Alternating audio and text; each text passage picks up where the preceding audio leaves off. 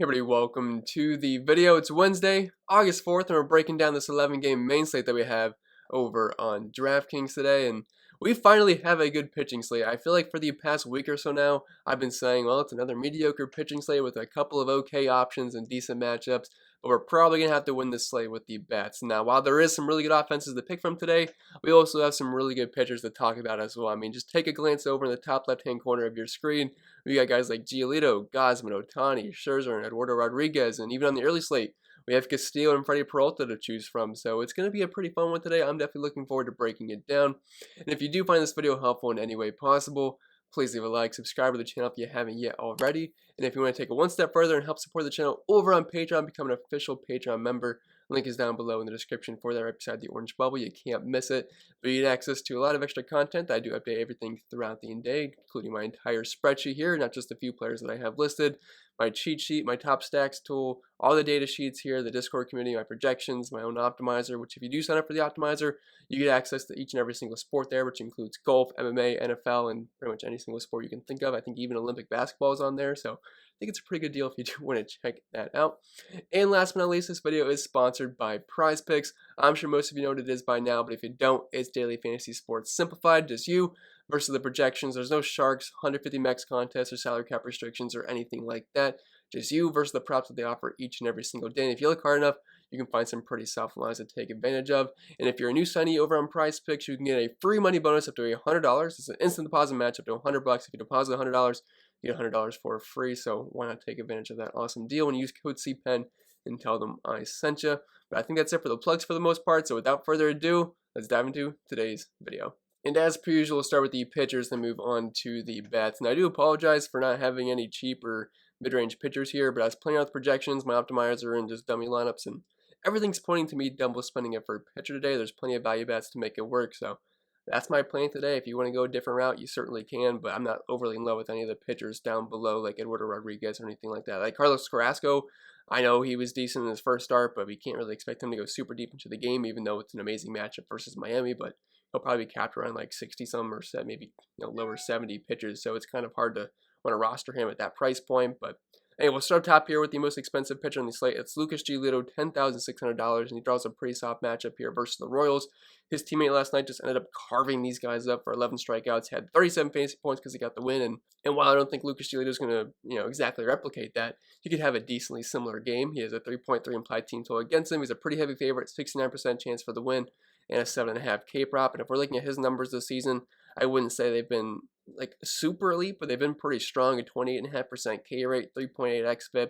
The problem with him this season is giving up fly balls and power, which I don't love, and over 1 homer per 9. The hard contact rate's pretty low, but I do worry about the power because a guy like Salvador Perez or something like that could take him deep. But outside of Salvador Perez, who are you really worried about, maybe besides Whit Merrifield? I mean, Whit Merrifield, Salvador Perez, it's like the only great pieces of this offense. So as long as he can limit the damage from those guys, I think he should be just fine here. The Royals overall don't really strike out too much, but they don't really pose much of a power threat here. Only a 144 team ice to righties, 89 WRC plus, and a 302 WOBA. I think Lucas Giolito, if you get the money for him, is a perfectly fine option. Kevin Gausman, $9,700. He had a decent game last time out, but the few games before that, he has been pretty dreadful for the most part. So he's definitely been regressing to the mean because his ERA was a lot lower than his xFIP and Sierra. So I guess he was due for some regression, but I think he's going to have a fine game here versus Arizona. He's had 2 starts versus them this season. They both went very, very well. And on the year, he's boasting a 30% K rate, a batting average less than 200 allowed, only a 124 team ISO, and less than a homer per 9. Now, if we're looking at these splits for the Diamondbacks versus righties this season, it's pretty bad. Only a 135 team ISO, over a 24% K rate, and only an 82 WRC plus.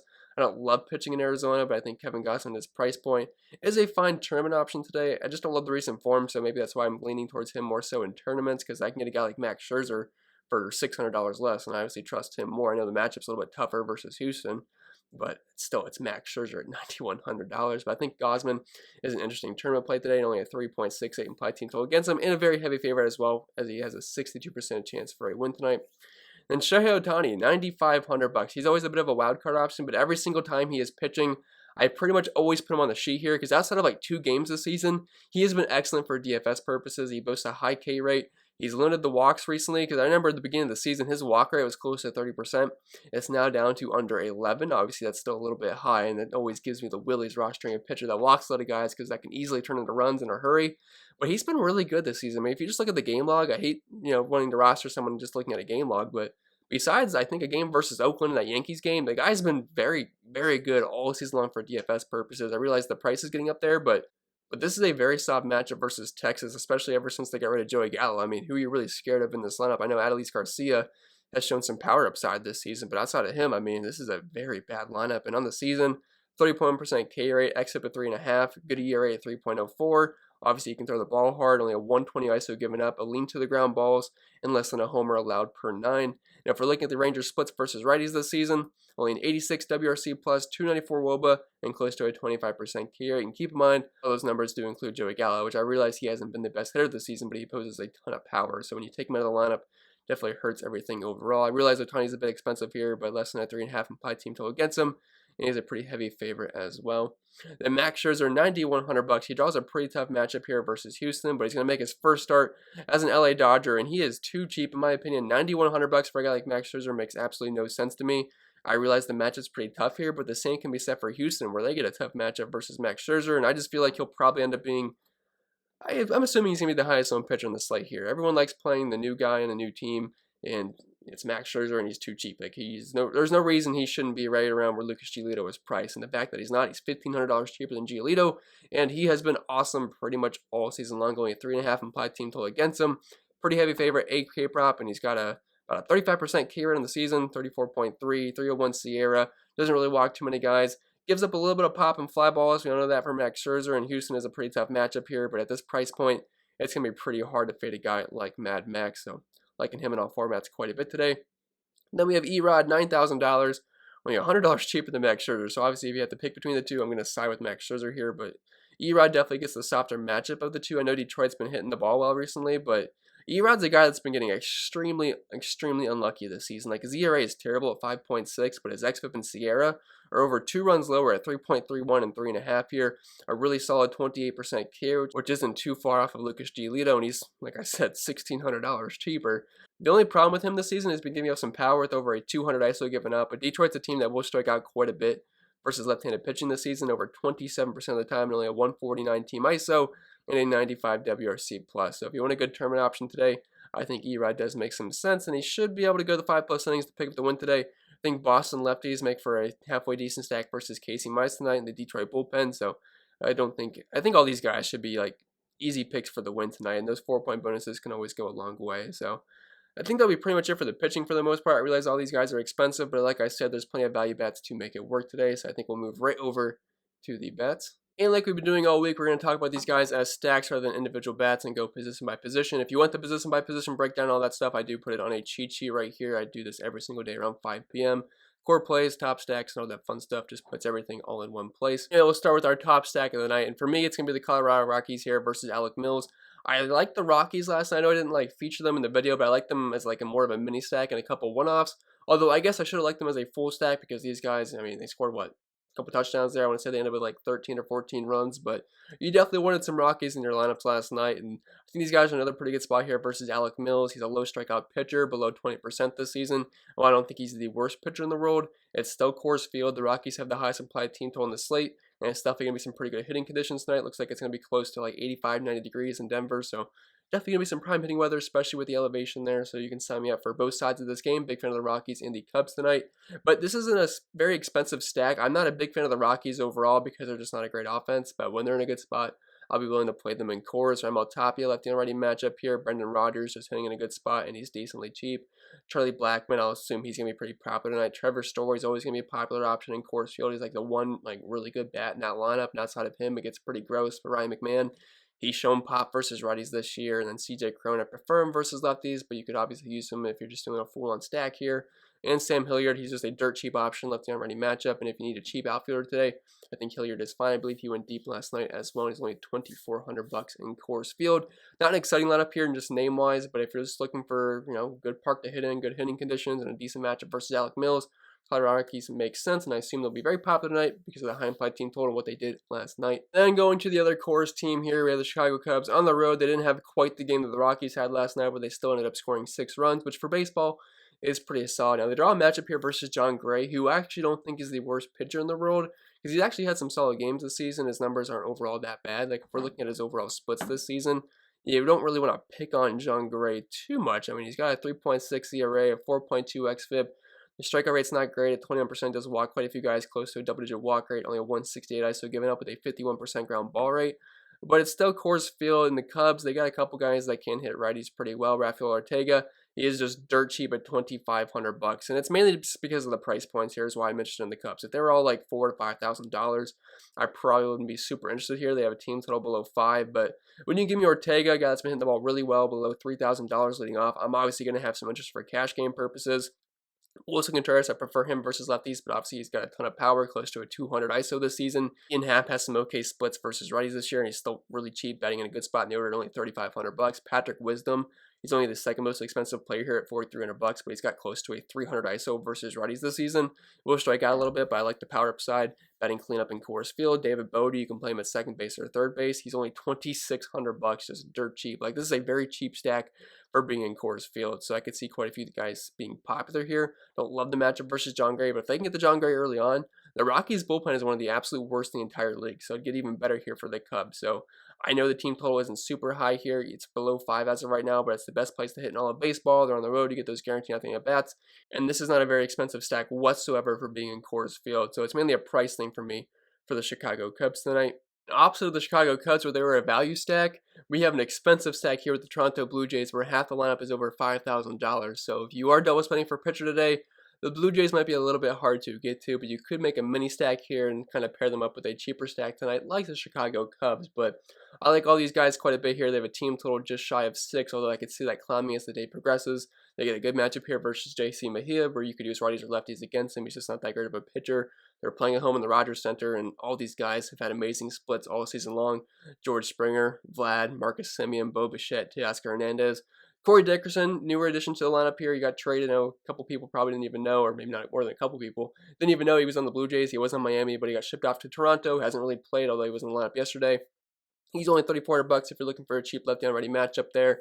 Gurriel, Espinal, I don't really ever play those guys. Reese McGuire is viable as a cheap catcher, but I mean, obviously the meat of that order is just fantastic. Springer, Vlad, all those guys. If you have the money for them, they're some of the best plays in the entire slate.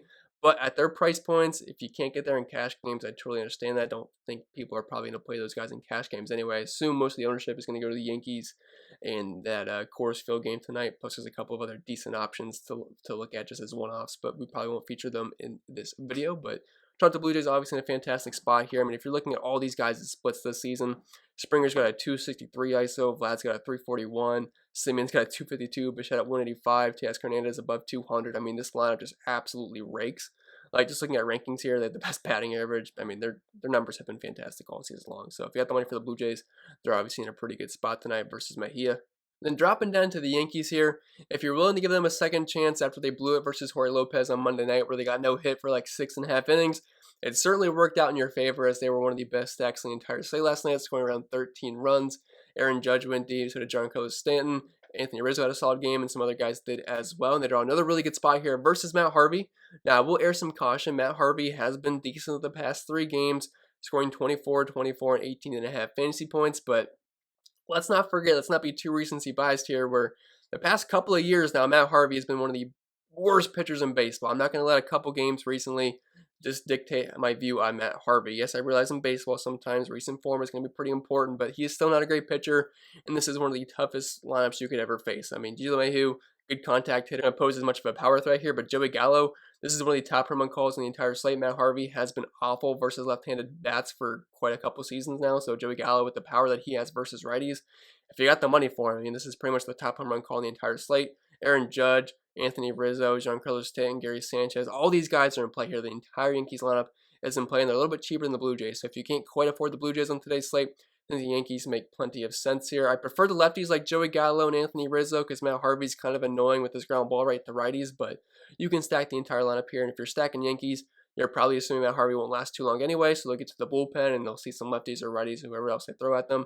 Team total below 6 as of right now, but still pretty healthy team total here, not too far off the Blue Jays and a little bit cheaper like I mentioned. So I know he's been decent the past couple games, so I'm willing to stack right against Matt Harvey once again. And if I had to pick one guy in this lineup though, Joey Gallo is probably my top play here, but Aaron Judge and Giancarlo Stanton do like the price points on both of those guys. And don't forget about Anthony Rizzo batting cleanup as a lefty as well.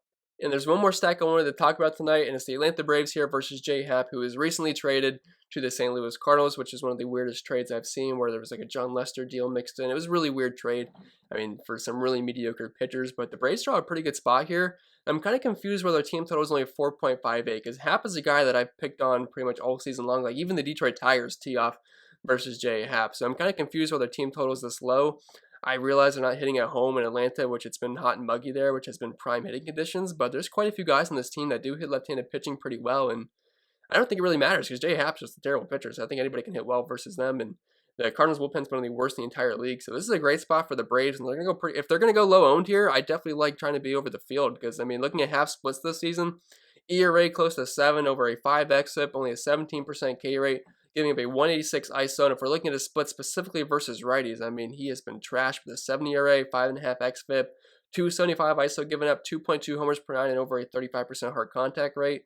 There's quite a few guys here that do hit left-handed pitching pretty well. If we're looking at Ozzie Albies, I mean, he's one of the top overall individual plays in the entire slate, in my opinion. Batting 340 to lefties this season, 417 WOBA, 298 ISO, and a 161 WRC+. But guys like Austin Riley, Jorge Soler, who I like that price point quite a bit. I realize Freddie Freeman's in a lefty-on-lefty matchup, but don't let that scare you too much. He can hit lefties just fine, and Dansby Swanson, Adam Duvall. I mean, this is a fine lineup versus lefties. I realize Acuna's not in the lineup, which is going to water it down a little bit. And obviously, Travis d'Arnaud, which he hasn't been in the lineup forever. But Kevin Smith, if you're looking for a dirt cheap catcher, he's only $2,100 in a righty-on-lefty matchup versus Happ, who's just one of the worst starting pitchers in all of baseball. So I'm liking the Braves here quite a bit. A little bit confused why their team total is only at 4.58, but good spot here. Bad pitch on the mound and a bad bullpen as well. So if you're looking for maybe more of a contrarian stack today, I think the Braves make plenty of sense.